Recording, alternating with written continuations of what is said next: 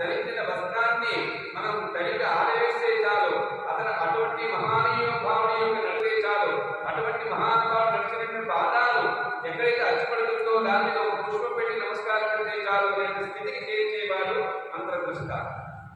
ఎక్కడున్నారు, ఎలా వెళ్తారు, ఎక్కడ వెళ్తారు, మనతోనే తిరుగుతారు.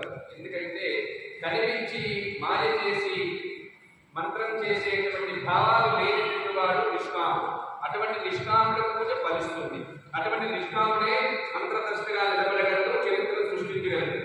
అతను చేసేటువంటి సాధన ఎలా ఉంటుందో ఈ శ్రీచక్రాసనం చేసినప్పుడు ఈ మంత్ర సాధనలో మంత్రానికి, అక్కడ ఉన్న యంత్రానికి, మనసులో ఉండేటువంటి భావానికి, దేవతామూర్తికి ఒక అద్భుతమైనటువంటి కనెక్షన్ పెడతాడట ఆ మంత్ర సాధన ద్వారా. అటువంటి గురువు తాలూక పరిపూర్ణ కరుణ మన మీద పడాలి అంటే మనం ఖచ్చితంగా ఆ మంత్ర భావాన్ని ఇక్కడ పెట్టుకుని ఎక్కడా చలనం లేకుండా మనస్సాక్షిగా అక్కడే నిమగ్నమైనటువంటి పూజే శ్రీచక్రార్చన అంటారు. అటువంటి శ్రీచక్రార్చన మన ఈ రోజున ప్రతి పౌర్ణమి అంటే ఈ రోజున అంటే ప్రతి పౌర్ణమి రోజున చేస్తున్నాం.